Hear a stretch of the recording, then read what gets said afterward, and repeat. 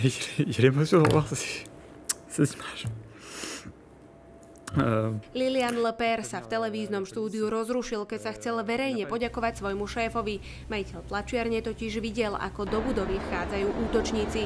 Lilianovi naznačil, aby sa ukryl a útočníkov zdržal. Majiteľa tlačiarne neskôr ozbrojenci prepustili a vôbec netušili, že okrem nich je v budove niekto ďalší. Lilian Lepère sa ukryl v skrinke pod umývadlom s rozmermi 70 x 90 cm a strávil v nej 8,5 hodiny.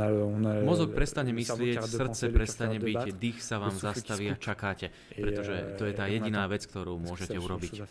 Grafik sa po 4 hodinách v skrinke odvážil pohnúť a z vrecka vytiahol mobilný telefón. Kontakt s inými ľuďmi mu dodal nádej na záchranu. Okrem toho polícii posielal dôležité informácie o pohybe bratov Kouachiovcov.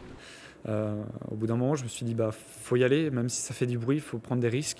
V určitej chvíli som si povedal, že to musím vyskúšať aj napriek tomu, že by som urobil hluk. Zvonili telefóny, takže som to využil. Pozbudzoval som sa tým, že toto mi dá nádej. Po 15 minútach som sa dostal k svojmu telefónu. Hoci sa útočníci zdržiavali hlavne vo vedľajšej miestnosti, zamestnanec bol presvedčený o tom, že ho objavia. Jeden zo strelcov totiž otvoril dvere a nahliadol do skrinky vedľa tej, v ktorej sa grafik ukrýval. Potom sa napil a Lilian Lepère cez škáru vo dverách videl jeho siluetu. Pil priamo nado mnou, počul som, ako mi pri hlave steká voda, keďže som ju mal hneď vedľa umývadla. Trochu som sa pohol, chrbát som mal opretý o potrubie, z ktorého tieklo a ja som ju cítil. Bol to surrealistický okamih ako vo filme. Toto vidíme len vo filmoch. Surréaliste, complètement surréaliste. Et là je me suis dit c'est comme dans les films.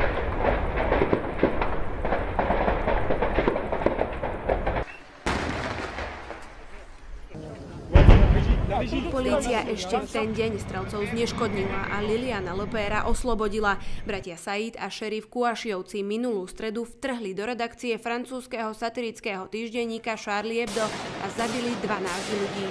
Alexandra Kazlovová, RTVS.